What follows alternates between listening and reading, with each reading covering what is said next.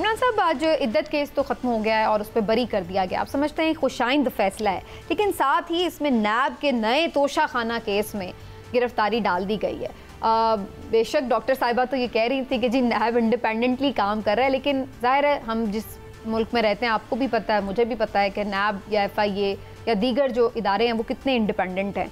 आपको लगता है कि ये नैब की तरफ से जो नई गिरफ्तारी है ये उस वक्त क्यों नहीं, 1 साल हो गया इमरान खान को, बुशरा बीबी साहिबा को भी काफ़ी महीने हो गए हैं जेल में, उस वक्त ये गिरफ्तारी नहीं डाली गई? यूं ही उनकी पिछली सजाएं ख़त्म हुई हैं, साथ ही नई गिरफ्तारी डाली गई है, तो ये ऑटोमेटिकली ये साबित नहीं करता कि जानबूझकर ये इस तरह से काम किया गया? नहीं, ये साबित नहीं करता। अच्छा। उसकी बुनियादी वजह एक समीना समझे, हमारे यहाँ होता क्या है, हमारे यहाँ मैं तो ये कहता हूँ कि हमारे से अच्छे इदारे तो हैं ही कोई नहीं। हमारी नैब, हमारा FIA, हमारी पुलिस, हमारी इस्लामाबाद पुलिस, हमारी अदलिया, हमारे जितने इदारे हैं, आपको अटॉर्नी जनरल बना दो। ये सब जो है ना, ये ऐसे इदारे हैं कि जिन पे कोई हरफ उठा ही नहीं सकता, इन पे तो कोई उंगली नहीं कर सकता। लेकिन अब प्रॉब्लम समझे क्या है, ये इस तरह का प्रोसीजर इख्तियार करते हैं कि जिससे जो सही चीज़ें वो भी मशकूक हो जाए। पहली बात आपने की कि ये 2 केसेस हो गए, चले जी अच्छी बात है, हो गए। अब जो दूसरे केसेस थे, मतलब नैब ने जो आज केस किया, इसका मतलब है कि आज तो तैयार नहीं हुआ, ये फाइल तो पता नहीं कब की तैयार थी ना, लेकिन बवक्त ज़रूरत काम आ सके। आपको पता है ना कि ताकि सनद रहे और बवक्त ज़रूरत काम आ सके, इस असूल के तहत उस फाइल को दबा के रखा गया था कि अच्छा बच्चू जो कोई और केस ना मिले थे पा के फड़ लांगे।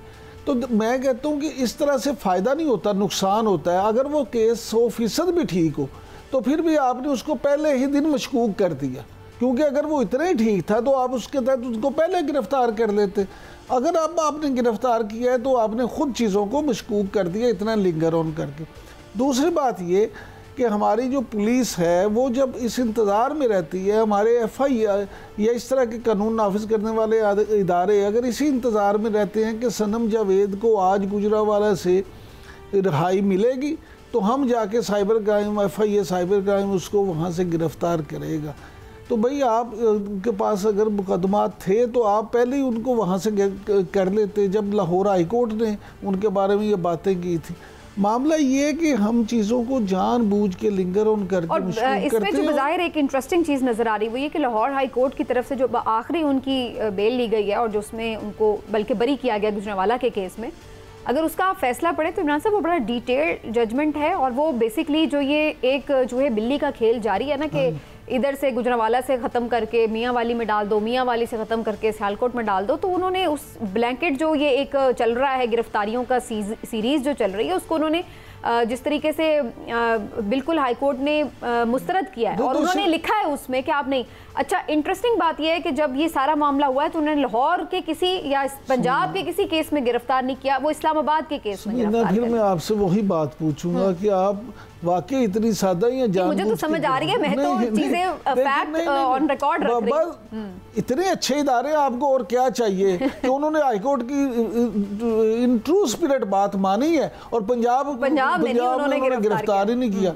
अब आप ये कहती हैं कि एक मुजरिम, अच्छा ये भी फिर अब आप ये चाहती हैं कि मुजरिम हो एक, वो इतने केसेस हो और इस्लामाबाद पुलिस भी उसको गिरफ्तार ना करे, FIA भी गिरफ्तार ना करे, उन्हें खुली छूट दे दो। बिल्कुल ठीक है, लेकिन वो 1 साल तक सोई रहती है FIA और उसके बाद उन्हें याद आता है बाबा वही हो सकता है 2 साल और बाद याद आए। लेकिन एक जो हवा बड़ी बनी हुई थी वो ये थी कि शायद इद्दत केस अगर ख़त्म होता है तो बुशरा बीबी साहिबा की रिहाई हो जाएगी, लेकिन आज अनएक्सपेक्टेडली उनकी भी रिहाई नहीं हो सकी और इद्दत केस में बरी होने के बावजूद उनको तोशाखाना में गिरफ्तार किया गया।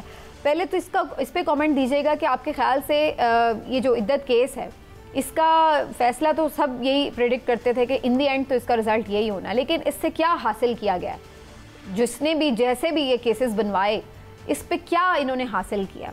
और फिर दूसरी बात ये कि क्या बेहतर ना होता है बुशरा बीबी साहिबा को रिहा करते, तो फिर वही बात जो मैं डॉक्टर साहिबा से कह रही थी कि एक थोड़ी बेहतर फिजा बनती कि चलिए जी हुकूमत ने कोई नया केस नहीं इनिशिएट किया। समीना साहबा देखें, इद्दत केस में सबसे ज़्यादा तो हासिल किया हावर्ड मानिका साहब ने। वो इतने मशहूर हो गए, इतनी उनकी प्रेस कॉन्फ्रेंस हुई, इतने वो मीडिया पे आए, जिनको कोई बंदा पहचानता नहीं था। अब वो कहीं जा रहे होंगे, मरी माल रोड पे जाएंगे तो लोग कहेंगे ओ हावर्ड मानिका साहब जा रहे हैं। मामला ये है कि ये जो केस सियासी बुनियादों पे बनाए जाते हैं, ये इस तरह के केसेस होते हैं, इनमें हासिल वसूल कुछ नहीं होता। इसमें अगले बनाने वाले का कोई मकसद तो होगा ना, एक ही मकसद होता है ना, अब सुन तो लेना, एक ही मकसद होता है, वो होता है तोना लगाना। जितने नवाज शरीफ साहब के खिलाफ इस तरह के केस बने, जितने मरियम नवाज साहबा के खिलाफ बने, तो उनके खिलाफ नहीं बना। मैं कह रहा हूँ सियासी बुनियादों पे, मैं इद्दत केस की बात नहीं कर रहा, मैं कह रहा हूँ सियासी बुनियादों पर बनाए जाने वाले तमाम मुकदमात, वो हमजा शहबाज शरीफ के ख़िलाफ़ हों, वो इमरान खान के ख़िलाफ़ हों, वो यास्मीन राशिद के ख़िलाफ़ हों, सियासी बुनियादों पे जितने भी केस बनाए जाते हैं उनका हासिल वसूल कुछ नहीं होता। उनका एक ही मकसद होता है कि मुखालिफ को तोना लगाना, मुखालिफ को रगड़ा देना, और वो मिल जाता है। बाकी बात रहेगी 9 मई की, तो हम बारहा ये कह चुके हैं कि 9 मई के जो मुकदमात में वाकई ही लोग जो उन वाक़यात में मुलव्वस हैं उनको सज़ा मिलनी चाहिए, ज़रूर मिलनी चाहिए, लेकिन ये ना हो कि उस आड़ में जो बेगुनाह हैं वो भी बेचारे फंसे रहे हैं और वो भी उसी। जो देखिए इमरान साहब, आपकी जो दीगर मुकदमात की बात है ना, वो तावील, तो मैं आपकी बात से इत्तफाक करूँगी कि जो सियासी मुकदमात होते हैं, बनाए जाते हैं, शुरू से हम देख रहे हैं, जो एक हिस्ट्री है। लेकिन ये जो मामला था इद्दत केस का, ये सिर्फ एक सियासी केस नहीं नज़र आ रहा था। इसमें जिस तरीके से पूरे एक सिस्टम को हिलाने की कोशिश की गई ना, जो ख़वातीन की प्रोटेक्शन की जहाँ हम बात करते हैं और जहाँ पर हम किरदार कुशी की बात करते हैं, तो ये एक उससे डिफरेंट केस था। यही वजह है कि PMLN के भी अक्सर रहनुमाओं ने इस केस से डिस्टेंस इख्तियार किया और इसको कंडेम किया, और बहुत सारे मैं देखती थी कि वो आके खुद बात नहीं करना चाहते थे। तो कहने का मकसद ये कि सियासी इंतकामी केसेस आप बना रहे हैं, चले पहले भी बन रहे हैं, वो आपके जारी रहते हैं, लेकिन इस लेवल तक नहीं जाना चाहिए कि आप जो है किसी के ईमान का जायजा लेने बैठ जाएं, किसी के घर में घुस जाएं और किसी की प्राइवेट चीजों को यूं गली मोहल्ले के ऊपर जो है ना, वो चौक चौराहे पर डिस्कस करें। मेरी गुजारिश सुने। एक तो पहली बात ये कि यही प्रोग्राम का वक्त हो गया, यही वजह कि हमने व्यू पॉइंट में इस केस को कम से कम किया। बिल्कुल ठीक बात है। हाँ जी। दूसरी बात ये कि इस पे थोड़ा सा हावर मानिका को सोचना चाहिए।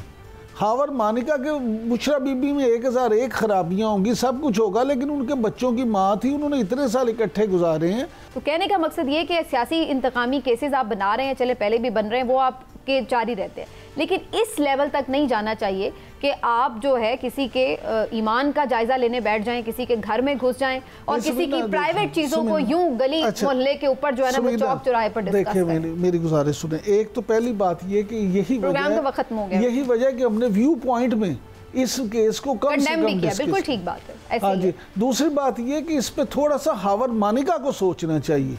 हावर मानिका के बुशरा बीबी में 1001 खराबियां होंगी, सब कुछ होगा, लेकिन उनके बच्चों की माँ थी, उन्होंने इतने साल इकट्ठे गुजारे हैं। इस पूरी तरीके से जो किरदार कुशी की गई, यकीनी तौर पर इस बात के लिए शर्मनाक केस था, और मेरा ख्याल है कि अच्छा हो गया कि ये अपने अंजाम को पहुंचा।